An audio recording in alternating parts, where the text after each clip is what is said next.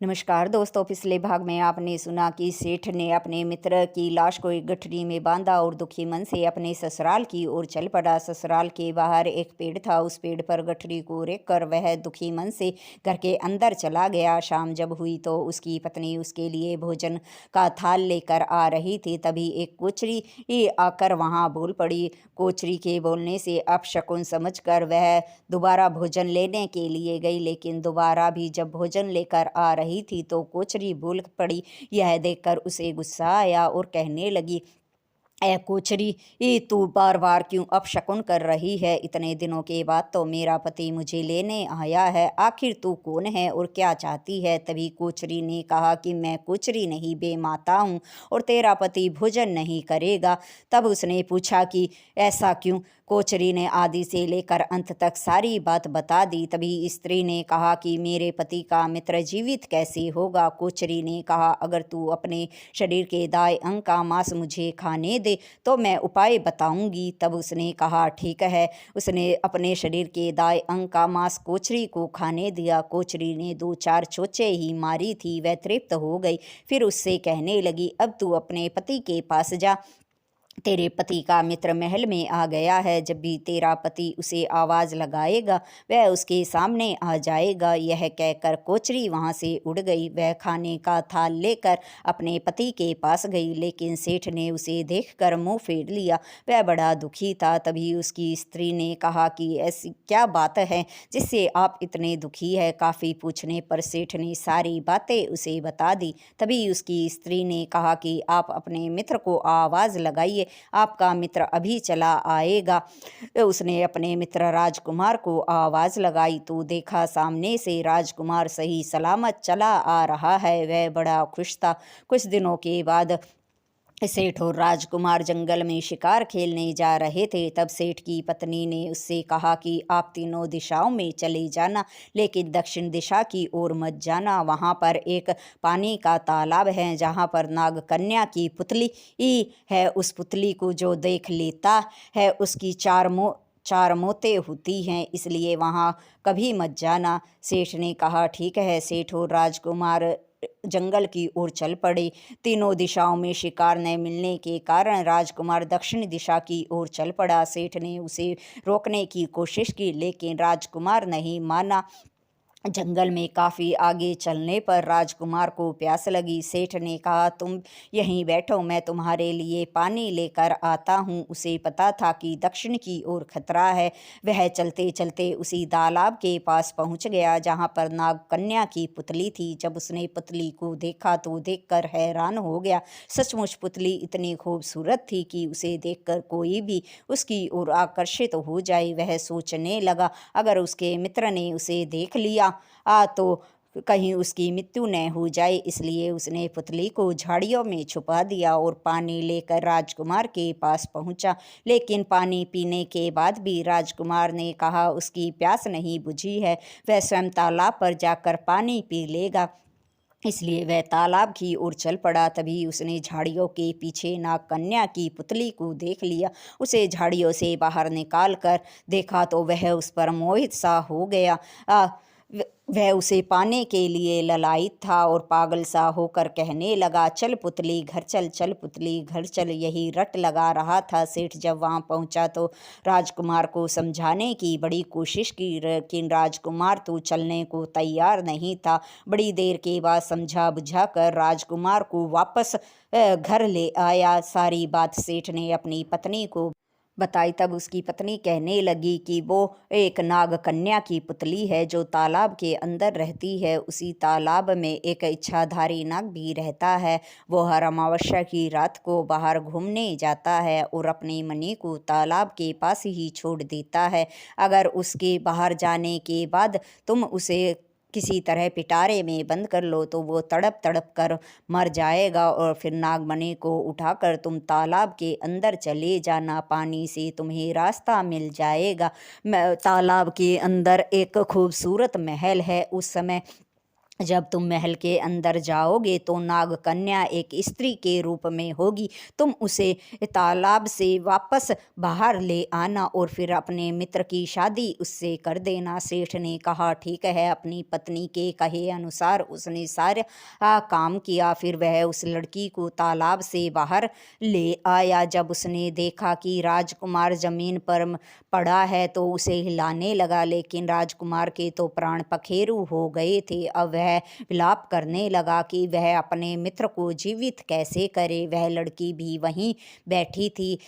शाम से रात हो गई।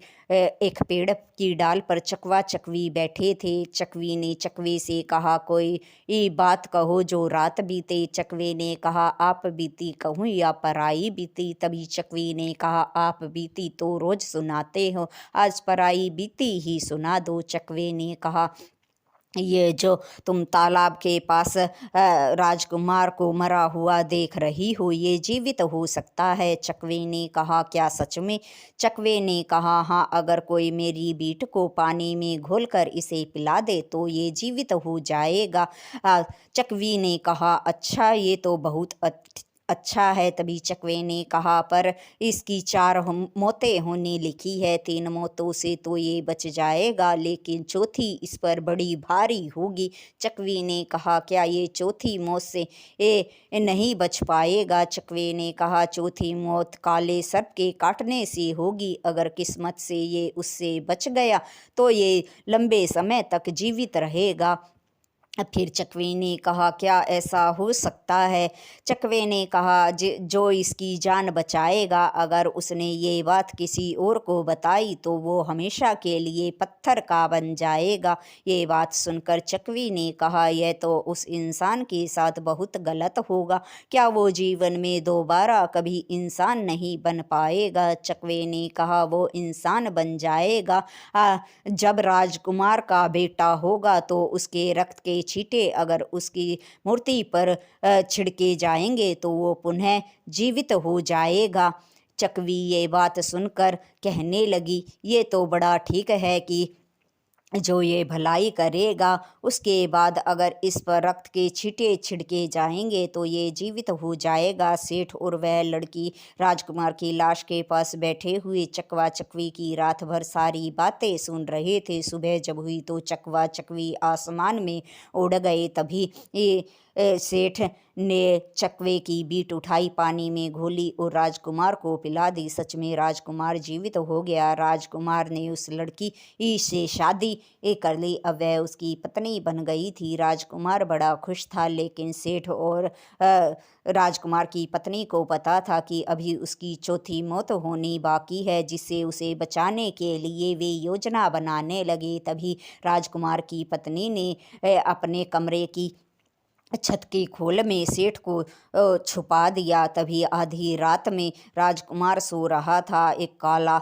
सर्प वहां उसे डसने के लिए आया। उसी समय सेठ ने मौका देखकर उस पर तलवार से हमला कर दिया। सर्प तो मर गया, लेकिन मरने से पहले उसके मुंह से जहर की एक बूंद राजकुमार की पत्नी के होठों पर जाकर गिर गई।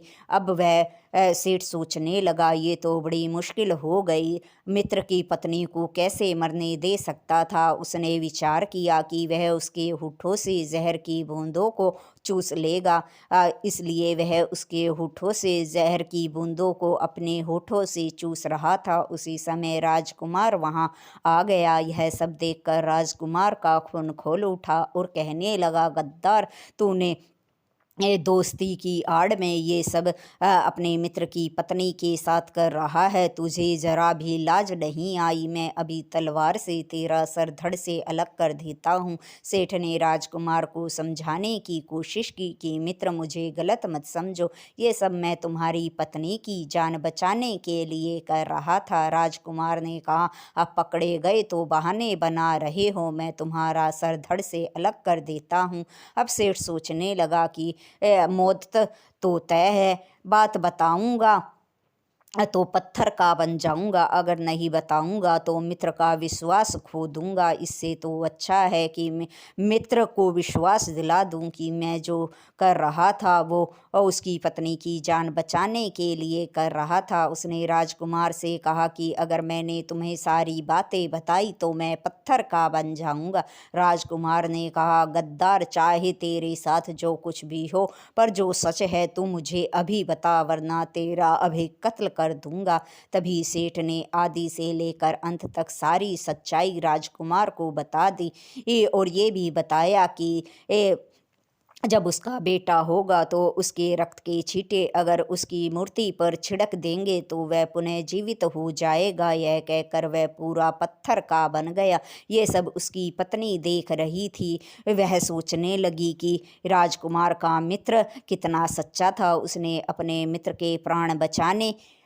की पत्नी के प्राण बचाने के लिए अपने प्राणों की चिंता नहीं की। वह उसके त्याग को हमेशा याद रखेगी। समय बीतता गया। कुछ सालों के बाद राजकुमार के यहाँ एक बेटे का जन्म हुआ। राजकुमार की पत्नी को अपना वादा याद था। वह राजकुमार से कहने लगी कि आपके मित्र ने आपके लिए बहुत से बलिदान दिए हैं और अब आपके मित्र को जीवित करने का एक मौका आपके पास है। अपने बेटे के रक्त के छींटे आप उसकी मूर्ति पर डाल देंगे तो वो जीवित हो जाएगा। अब जो राजकुमार था थोड़ा स्वार्थी हो गया। वो कहने लगा, कि ऐसा मैं कैसे कर सकता हूँ? मेरा बेटा मेरे जाने के बाद मेरा उत्तराधिकारी होगा। मैं एक मित्र के लिए अपने बेटे की जान कैसे ले सकता हूँ? मैं ऐसा हरगिज़ नहीं करूँगा। लेकिन उसकी पत्नी बड़े ही उदार हृदय वाली थी।